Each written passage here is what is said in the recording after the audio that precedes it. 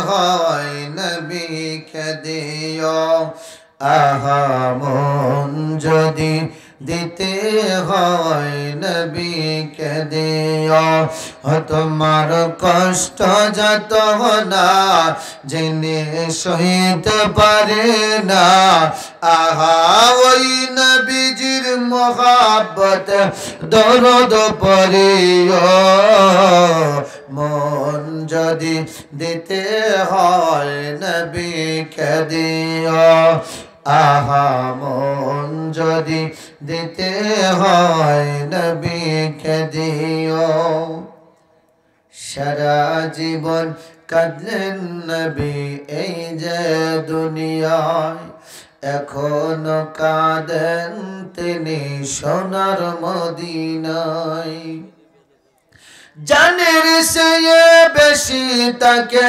জানের চেয়ে বেশি তাকে ভালোবাসিও মন যদি দিতে হয় নবীকে দিও আহা মন যদি দিতে হয় নবীকে দিও তোমার কষ্ট যত না জেনে সইতে পারে না আহা ওই নবীজির মোহাব্বত দরদ পড়িও মন যদি দিতে হয় নবীকে দিও আহা মন যদি দিতে হয় নবীকে দিও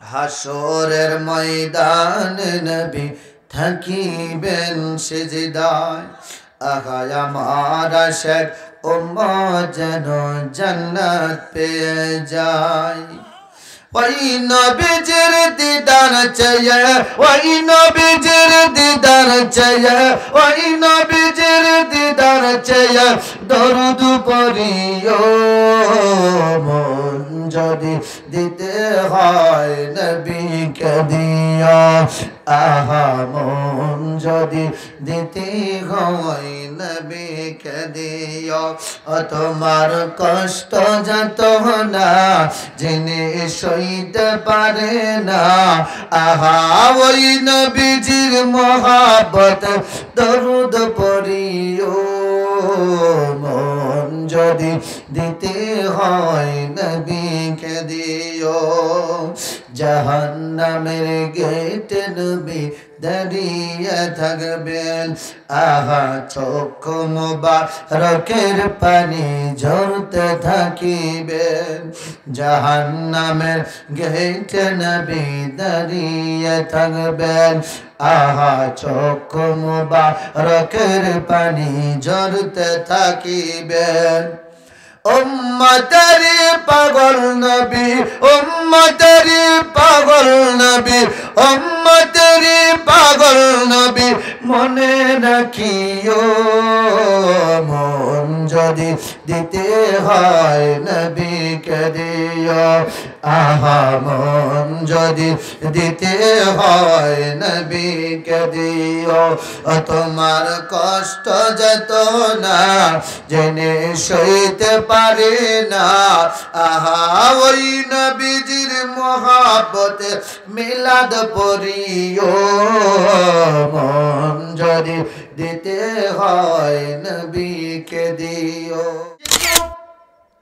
হিন্দু পরিবারে জন্ম নিলে শিশুর বাবা মা আত্মীয় স্বজন পরিবারের মানুষগুলো যদি হিন্দু হয় তাকে সঙ্গে করে নিয়ে তার আত্মীয় স্বজনেরা বা পরিবারের মানুষেরা বাবা মা যারা আছে তাদেরও উপাসনালয় যেটা আছে ওই জায়গাতে নিয়ে যায় মন্দিরেতে কালীঘরে ঠাকুর ঘরে নিয়ে যায় আর তারা পূজা করে এই পূজা করা দেখতে দেখতে এই শিশুটাও এক সময় পূজা করা শেখে কথা কোন ঠিক কিনা খ্রিস্টানরা গির্জায় নিয়ে যায় ইহুদিরা ইহুদিদের জায়গায় নিয়ে যায় আর আমরা মুসলমান ছোট বাচ্চা মসজিদে গেলে এই বেরো কথা কয় না আরো জোরে কর আরো জোরে সামনের কাতারে দেখলে বাড়াও পিছনের কাতারে যাও কথা কয় না কয় কি কয় না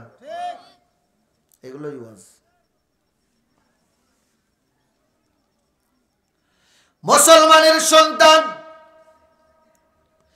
যদি কাতারে যায়, কাতারের মধ্যে থেকে যদি একটু কথা বলে, ওই জায়গায় এমনও কিছু মানুষ আছে এমন ব্যবহার শুরু করে দেয়, মনে হয় যেন ওর বাপ দাদার সম্পত্তি মসজিদ, আর এই মসজিদ মনে হয় ওর বাপ দাদার সম্পত্তি ওর নামে লিখে দিয়ে গেছে। এই সম্পদ হারিয়ে যাচ্ছে, যার কারণে ঝামেলা তৈরি করতেছে। কথা কোন ঠিক কিনা? মসজিদ কারো বাপ দাদার সম্পদ?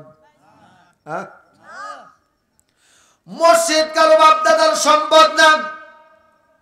মসজিদের যখন কমিটি হয়, যেই দল ক্ষমতায় ওই দলের লোকেরা কমিটি হয়। কতক্ষণ? হ্যাঁ, কতক্ষণ না? আর ওই কামলিগ, বিএমপি, জামাত, জাতীয় পার্টি, জাসদ মাসদ যা আছে, ও মানে ওই হিসাব করে লাভ নাই। কারণ হলো মসজিদ চলবে মুসল্লিদের আওতায়। কতক্ষণ ঠিক কিনা? মসজিদ কেন দলীয় পর্যায়ে যাবে? আর কথা মনে হয় বোঝেন নাই, বোঝেন নাই মনে হয়। দলীয় কেন? মসজিদ আল্লাহর ঘর, মসজিদে ইবাদত করলে আল্লাহ পাওয়া যায়, মসজিদে ইবাদত করলে আল্লাহ খুশি হয়। মসজিদেও রাজনীতি, ইসলামের রাজনীতি একটা, আর বাংলাদেশের মানুষের পচা রাজনীতি আর একটা। সব কিন্তু এক না, বুঝতে হবে এগুলো।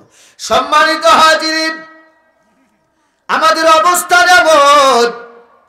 এমন অবস্থান শুরু হয়েছে। সোনার ভাইরা আমার, বাপজিরা আমার, ইসলাম সুন্দর একটা শান্তির ধর্ম। ইসলামের ভিতরে আছে স্যাক্রিফাইস, আছে না? কথা বল না, আছে না? ইসলামের ভিতরে আছে শান্তি, ইসলামের ভিতরে আছে শান্তি। ইসলামের মধ্যে অশান্তি নাই। কথা কয় না? ইসলামের মধ্যে অশান্তি নাই।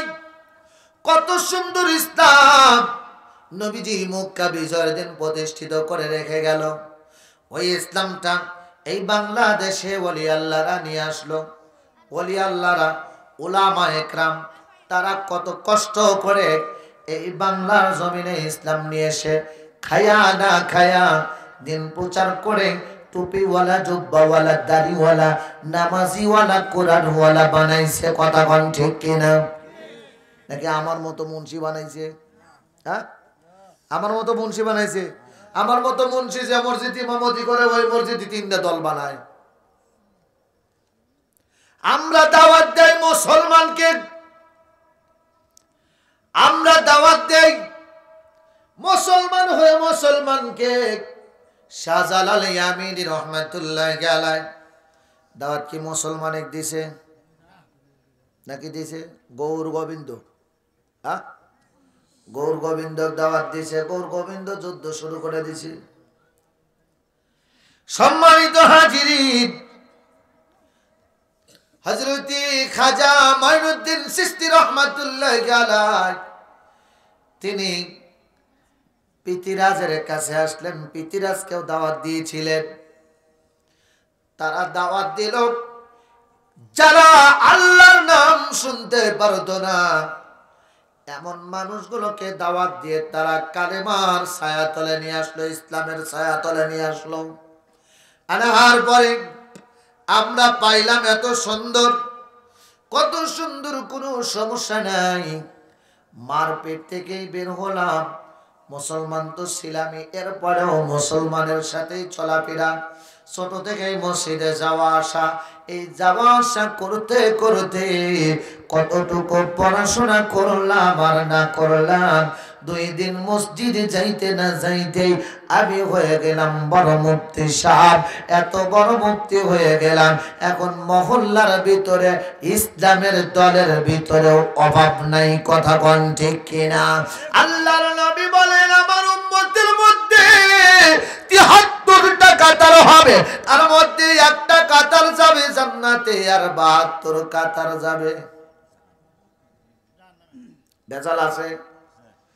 নবী কয় 73 কাতার। বাংলাদেশে যদি ঘুমতে যাওয়া যায় কয় দল? দলের শেষ নাই। কত দলে দলে দলে বিভক্ত হয়ে যাওয়ার কারণে আজকে মুসলমানেরা মার খায়। আর তৃতীয় পক্ষ মুসলমানের শত্রু যারা, তারা কত সুন্দর করে দূর থেকে তালি বাজাইতেছে। কথা কোন ঠিক কিনা? আমাদের ভিতরে যতদিন এক না হবে ততদিন শান্তি ফিরে আসবে। আর এই এক হইতে হইতে ঈসা আলাইহিস সালাম আসবে। হযরত ঈসা আলাইহিস সালাম আসবে, ইমাম মেহেদী আসবে, দাজ্জালের আবির্ভাব হবে, ইয়াজুজ মাজুজ আসবে। সেই সময় হবে ইমানদার। কি হবে সেই সময়? সে সময় হবে ইমানদার। আর ইমানদারেরা ওই সময় যদি একটা আনার ফল লাগায়, ওই আনার ফল গাছ থেকে আনার ফল ধরবে। একটা আনার ফল এত বড় হবে, আল্লাহর নবী বলেন উম্মতেরা একটা মহল্লার মানুষ একটা ফল খাইয়া শেষ করতে পারবে না। এত বরকত আল্লাহ দান করবে। একটা গাভীর যেই পরিমাণ দুধ হবে, একটা গাভীর দুধ একটা মহল্লার মানুষ বা একটা গ্রামের মানুষ খাইয়া শেষ করতে পারবে না।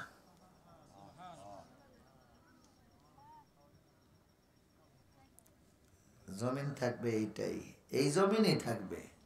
হবে 7 দিন বৃষ্টি। কয়দিন? একটানা 7 দিন, একটানা 7 দিন। এটাই হলো একটানা 7 দিন। সারা পৃথিবীতে নাটোরে বৃষ্টি হচ্ছে, পাবনা বৃষ্টি নাই, সিরাজগঞ্জে বৃষ্টি হচ্ছে, বগুড়া বৃষ্টি নেই, হয় না এরকম? বাংলাদেশে বৃষ্টি হচ্ছে, ইন্ডিয়ায় নাই। ইন্ডিয়ায় হচ্ছে, বাংলাদেশ হচ্ছে, ইরাকে নাই। হ্যাঁ, এরকম না? মিশরে নাই। এক দেশে হচ্ছে আর এক দেশে নাই।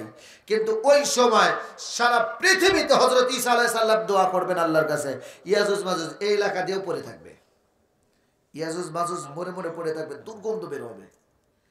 এতটা দুর্গন্ধ বের হবে ইয়াজুজ মাজুজের শরীর থেকে যে ঈসা আলাইহিস সালাম আল্লাহর কাছে দোয়া করবে, আল্লাহ এই দুর্গন্ধ থেকে বাঁচাও।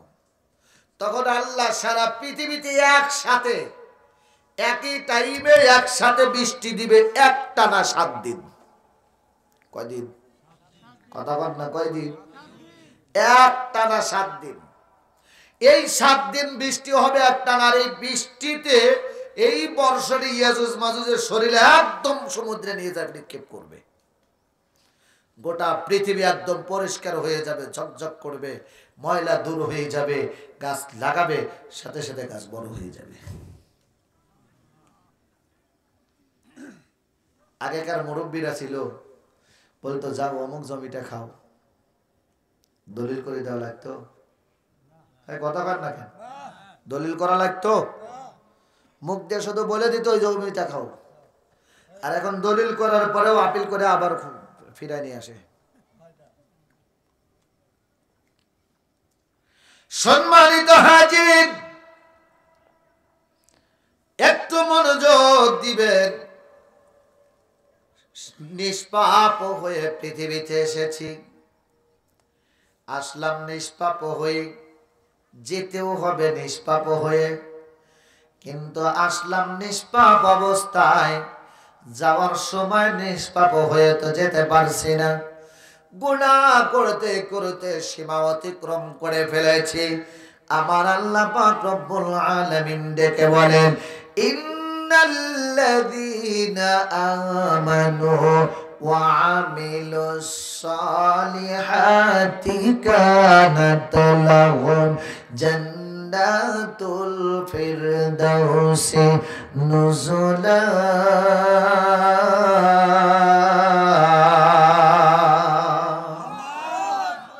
আল্লাহ সুবহানাহু ওয়া তাআলা বলেন, নিশ্চয়ই যারা ঈমান আনছে, কি করছে? আমরা কি ঈমান আনছি না পাইছি? কথা বল। ঈমান আনছি না পাইছি? ঈমান আনছে ওমর, ঈমান আনছে আবু বকর, ঈমান আনছে জুবায়ের, ঈমান আনছে তালহা, ঈমান আনছে আলী, ঈমান আনছে উসমান। সাহাবায়ে কেরাম ঈমান আনার কারণে তাদের তাজা রক্ত জমিনের মধ্যে ঢেলে দিয়ে ইসলামকে প্রতিষ্ঠিত হয়েছে, কথা বলেন ঠিক কিনা? আমরা ইমান আনি নাই, আমরা ইমান পেয়েছি বাপদাদার পৈতৃক সম্পদের মতো। বাবাই ছিল মুসলমান, আমি মুসলমান, মা মুসলমান, আমি মুসলমান। একটু আগে যায় দেখেন আপনার আমার বাপদাদার পূর্বপুরুষদের নামের সাথে শ্রী লাগাই দিয়ে আছে, কি আছে না? মুরব্বীরা কথা বল না, কে আছে না? শ্রী অমক আছে না? তুলে দিল কারা? বাজান দে আমার ভাইরা আমার, আল্লাহ সুবহানাহু ওয়া তাআলা বলেন ঈমান আনো। নিশ্চয়ই যারা ঈমান আনছে, ঈমান আনছে। এখন ঈমান আনলাম, ঈমান আনার পরে কাজ কি? আল্লাহ পাক রব্বুল আলামিন বলেন, দুনিয়ার মানুষেরা তোমরা ঈমান আনো, ঈমান আনো, ঈমান আনো। ঈমান শুধু আনলেই হবে না, এই ঈমানদারদেরকে আল্লাহ পাক রব্বুল আলামিন আবার ডেকে বলতেছেন, ইয়া আইয়ুহাল্লাযীনা আমানু আমিনু বিল্লাহি ওয়া রাসূলিহি। আল্লাহ পাক রব্বুল আলামিন বলেন, ঈমানদারেরা ঈমান আনো আল্লাহর প্রতি, ঈমান আনো রাসূলের প্রতি। মারহাবা কোন? আল্লাহর প্রতি, রাসূলের প্রতি। তার মানে বোঝা যায় ঈমান পুরোপুরি হয় নাই, ভেজাল আছে, কথা বলেন ঠিক কিনা? আল্লাহ পাক বলেন, এক নম্বরে ঈমান আনো ওয়া আমিলুস সালিহাত, নেক কাজ করো, ভালো কাজ করো, সৎ কাজ করো। আল্লাহ পাক রব্বুল আলামিন বলেন, কানাত লাহুম জান্নাতুল ফিরদাউসি নুজুলা। এক নম্বরে ঈমান আনো, দুই নম্বরে নেক কাজ করো, ভালো কাজ করো। তাহলে এই দুইটা করলে আল্লাহ উপকার হবে কি? আল্লাহ বলে, কানাত লাহুম জান্নাতুল ফিরদাউসি নুজুলা। ভালো কাজ করো, ঈমান আনো, ঈমান আনো, ভালো কাজ করো, এরপরে জান্নাতে চলে যাও, টেনশন নাই। আমার আল্লাহ পাক রব্বুল আলামিন বলেন, এই আয়াত দ্বারা এটাই বোঝা যায় এই দুনিয়াতে এসেছি নিষ্পাপ হয়ে। যাওয়ার সময় যখন আমরা যাব, তখন দুইটা জিনিস কবরে নিয়ে যেতে হবে। এক নম্বরে ঈমান, দুই নম্বরে নেক আমল। এক নম্বরে ঈমান, দুই নম্বরে নেক আমল। এক নম্বরে ঈমান আর দুই নম্বরে নেক আমল। কিন্তু হুজুর, আমরা তো নেক আমল করতে পারি নাই, আমরা তো ঈমান আনেছি, ঈমান আনতে পেরেছি, ঈমান আছে, কিন্তু কাজের বেলায় তো আমাদের খুবই দুর্বলতা। আল্লাহর নবী বলেন, আখলিস দীনাকা ইয়াকফিকাল আমালুল কলিল। দুনিয়ার উম্মতিরা শোনো, তোমার ঈমান মজবুত করো, ঈমানের ভিতরে যেন কোনো রকম ভেজাল না থাকে। ঈমানের ভিতরে যদি ভেজাল না থাকে, তাহলে মনে রেখো অল্প আমলি নাজাতের জন্য যথেষ্ট হয়ে যাবে। আমার নবী রাহমাতুল লিল আলামিন, আগেকার নবীদের উম্মতের কথা ভাবতে গিয়ে আমার নবী মনটা খারাপ করে বসলেন, মনের ভিতরে কষ্ট। আল্লাহ পাক রব্বুল আলামিন জিবরাইলকে ডাক দেয়া বলেন, ও জিবরাইল, বন্ধুর কাছে চলে যাও, বন্ধুকে সালাম জানাও। আমার বন্ধুর মন খারাপ থাকলে আমি আল্লাহ সইতে পারি না, আমার বন্ধুর মন খারাপ আমি আল্লাহ পাক রব্বুল আলামিন সইতে পারি না। নবীজির মন খারাপ থাকলে আল্লাহ পাক সান্ত্বনা দেওয়ার জন্য আল্লাহ পাক রব্বুল আলামিন বলেন, বন্ধু মাকামাম মাহমুদা। আল্লাহ পাক রব্বুল আলামিন বলেন, ও বন্ধু, আপনাকে হাসরের ময়দানে মাকাম মাহমুদা দান করেছি, সবচেয়ে উচ্চ সম্মান দিয়েছি আপনাকে, সম্মান দিয়ে, মর্যাদা দিয়ে আপনাকে সবচেয়ে বড় সম্মান দিয়ে সম্মানিত করেছি। ও বন্ধু, আপনার মন খারাপ, আপনাকে আমি আল্লাহ জান্নাত দান করেছি। ও বন্ধু, আপনার মন খারাপ, আপনাকে আল্লাহ পাক সালাম দিয়েছে। আমি জিবরাইলের পক্ষ থেকে সালাম নিবেন, হুজুর মনটা খারাপ কেন? নবী আমার ডেকে বলে, জিবরাইল, আগেকার উম্মতেরা হাজার বছর বেঁচে ছিল। আগেকার উম্মতেরা 500 600 700 800 বছর পর্যন্ত হায়াত পেয়েছে, কত আমল করেছে। কিন্তু আমার উম্মতেরা 60 70 বছর 80 বছর বাঁচবে। কি আমল করবে? তাদের তুলনায় আমার উম্মতের আমল কম হয়ে যাবে। জিবরাইলকে আল্লাহ পাক রব্বুল আলামিন জানিয়ে দেয়, ও জিবরাইল, বন্ধুকে বলো, আমার বন্ধুকে বলো বন্ধুর মনটা ছোট না করতে। আমার বন্ধু খুশি হবে, তার জন্য আমি আল্লাহ সব রকম ব্যবস্থা রেখে দিয়েছি। মারহাবা কোন আল্লাহর নবী রাহমাতুল লিল আলামিন জিবরাইলের সাথে কথা বলেন। জিবরাইল বলেন, নবী গো, আল্লাহ পাক কোরআনের আয়াত নাযিল করেছে। আল্লাহ পাক বলেন, ইন্না আনজালনাহু ফি লাইলাতিল কদর। আল্লাহ পাক রব্বুল আলামিন বলেন, ও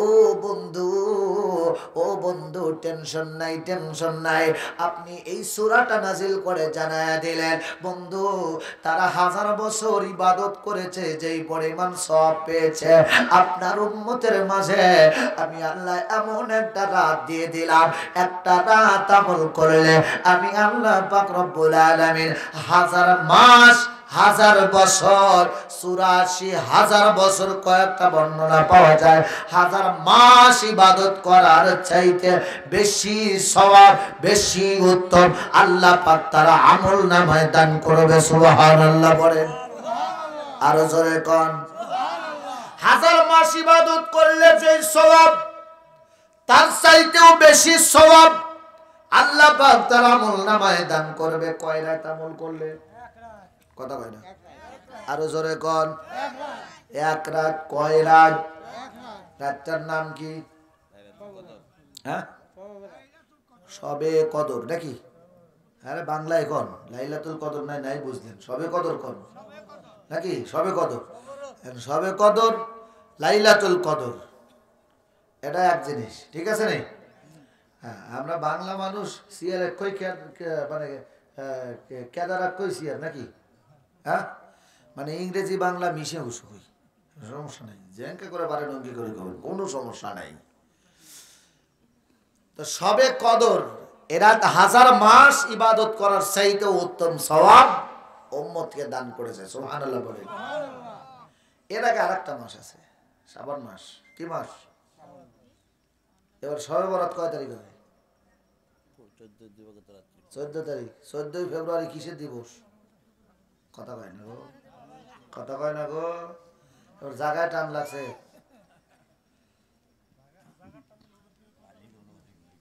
14 ফেব্রুয়ারি পালন করবেন কে কে? হাত তোলেন তো দেখি।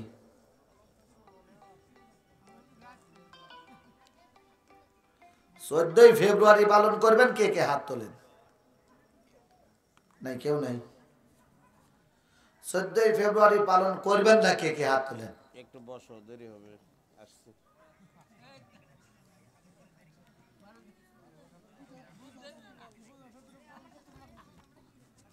14 ফেব্রুয়ারি পালন করবেন না কে কে? হাত তোলেন।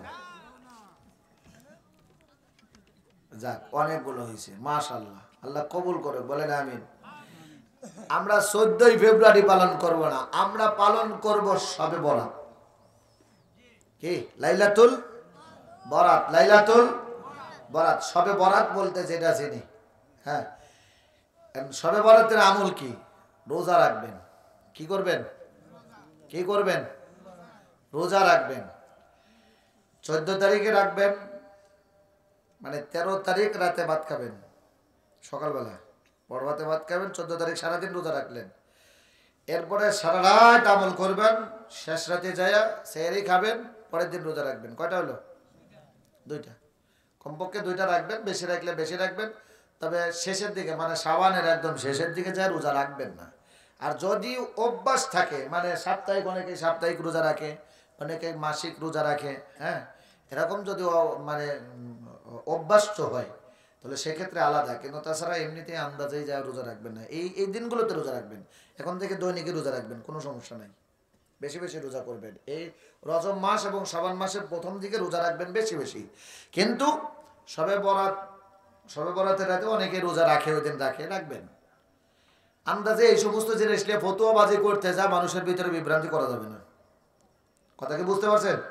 বুঝতে পারছেন? ওই আজকে সকালে এক জায়গায় দেখলাম, স্কুল মসজিদ এক জায়গায়, মানে স্কুলের জায়গাতেই মসজিদ করা, হে মসজিদে বসে থেকে ফতুয়া দেয় মিলাদ পড়া হারাম। কথা বুঝেন? মিলাদ পড়া হারাম, ভালো কথা। হে মসজিদের পাশে, মানে মসজিদ স্কুলের মধ্যে, সেই স্কুলের আজকে কোর্স হচ্ছে, সেই কোর্সে যে সমস্ত গান গান দিয়ে কোর্সের খেলাধুলা করাইতেছে, অশ্লীল, একদম অশ্লীল গান, যেগুলো ভাষায় বলা সম্ভব না। এই সমস্ত অশ্লীল গান জায়েজ আছে, আর মিলাদ পড়া হারাম নাকি? ভণ্ডামো করার জায়গা পাও না। যে হুজুর মিলাদ পড়ার ফতুয়া দেয়, হুজুর সুদে সুদে সুদে কামে টাকা লাগায়।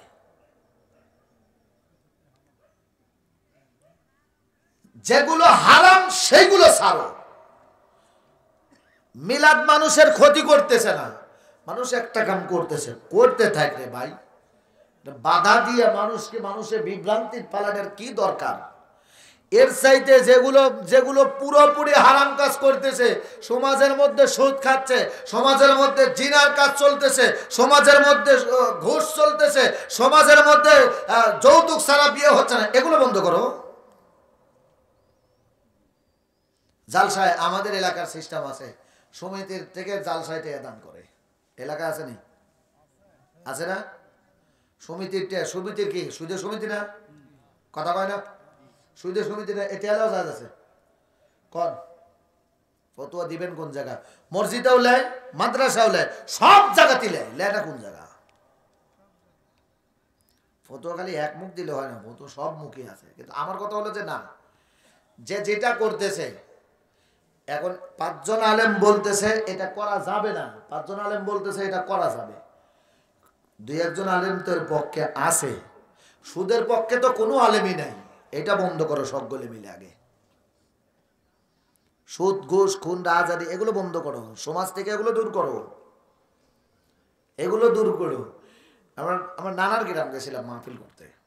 এখন মাহফিলের সভাপতি হিসাবে একদম মানে মাইক নিয়ে লিখিত আকারে কয়েকটা শর্ত, মানে 5টা না 6টা দেখলাম, মানে সিদ্ধান্ত একদম কমিটি ভাবে নিয়ে নিয়েছে, যে ঘোষণা দিল, আজকে ঘোষণা দেওয়া হলো আজকের পর থেকে এই গ্রামে বক্স দিয়ে গান বাজনা চলবে না। বাজায় না? সাল বল বাজায় না? হ্যাঁ বাজায়, কিন্তু এলাকা নিষেধ না, এই সমাজে নিষেধ। মাশাআল্লাহ, খুশি হলাম, আল্লাহ কবুল করুক, বলেন আমিন। আছে কিন্তু বিভিন্ন জায়গায় আছে, আছে না? কতক্ষণ আছে না? তো এই যে সিস্টেমটা অত্যন্ত ভালো একটা কাজ করছেন। এখন বক্স বাজানো বন্ধ করলেন, বক্স বাজাইলে ক্ষতি আছে না? বিল্ডিং এর ক্ষতি, লক্ষ লক্ষ টাকা দিয়ে বিল্ডিং করছেন, বিল্ডিং এর ক্ষতি হচ্ছে, মানে দিবেন সহজে?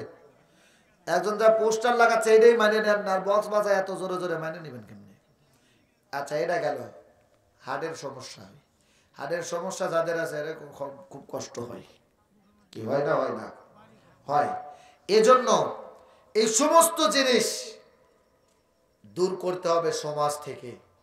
আর যেগুলো আছে ইসলামের ভিতরে, ইসলাম মুসলমানেরা যেগুলো করতেছে, মিলাদ পড়তেছে, তানবাড়ি করতেছে, সবে বরাত পালন করতেছে, সবে কদর পালন করতেছে, বা আনুষঙ্গিক যে সমস্ত আমলগুলো করতেছে, আরে ভাই করুক, আল্লাহ চাইলে তো এর মধ্যে থেকে মাফও করে দিতে পারে, কি পারে না?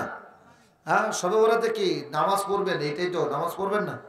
সারা রাত নামাজ পড়বেন, কোরআন তেলাওয়াত করবেন, দিনের বেলা রোজা রাখবেন, নিজেও খাবেন, প্রতিবেশী আত্মীয় স্বজন মানুষকে দাওয়াত দিবেন, মানুষকে খাওয়াইবেন, বেশি বেশি করে খাওয়াবেন, দান সদকা বেশি বেশি করবেন। কি রাজি আছেন তো? দান সদকা বেশি বেশি করবেন তো?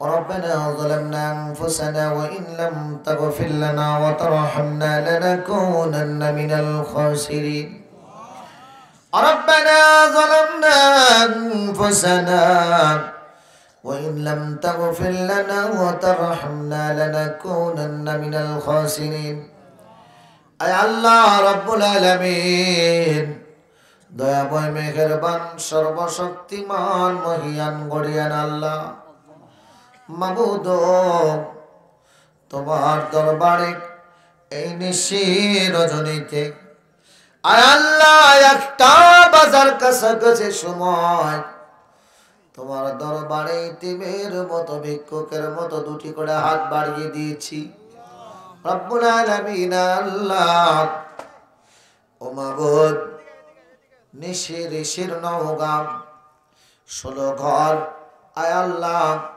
আমার ভাই মাওলানা মুস্তাফা ফারুকের বাড়িতে আজকের এই মাহফিল রব্বুল আলামিন আল্লাহ এতগুলো মানুষকে নিয়ে তোমার দরবারে হাত বাড়িয়েছি মেহেরবানি করে আমাদের এই হাতগুলো কবুল করে নাও আল্লাহ আয় আল্লাহ আমরা যারা হাত বাড়িয়েছি জীবনে কত অন্যায় করেছি কত অপরাধ করেছি আল্লাহ সকল অপরাধগুলো ক্ষমা করে দাও হাদিয়াগুলো দয়াল নবীজির কদমে পৌঁছিয়ে দাও তামাম পৃথিবীতে যত নবী রাসূল এসেছে যত আউলিয়া কিরাম এসেছে ওলি আল্লাহ এসেছে সকলের কদমে হাদিয়াগুলো পৌঁছিয়ে দাও রব্বুল আলামিন আমরা যারা হাত বাড়িয়েছি জানি না আমাদের ভিতরে কার যেন জনম দুঃখী বাবা নাই কার যেন জনম দুঃখী মা নাই আল্লাহ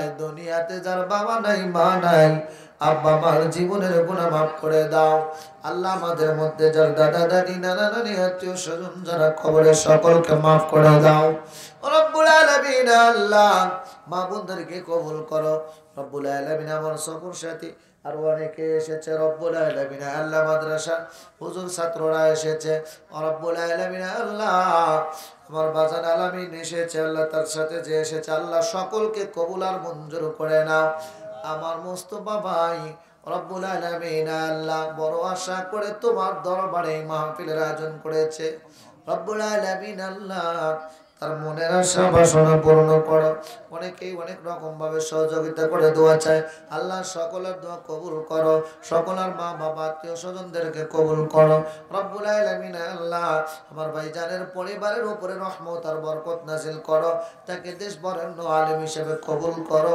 আল্লাহ সম্মান ইজ্জত বাড়া দাও কঠিন মুসিবতের দিন যেদিন আজরাইল সামনে দাঁড়ায় যাবে ওই দিন ওই সময় আমাদের প্রত্যেকের জবানে জারি করে দিও লা ইলাহা ইল্লাল্লাহু মুহাম্মাদুর রাসূলুল্লাহ।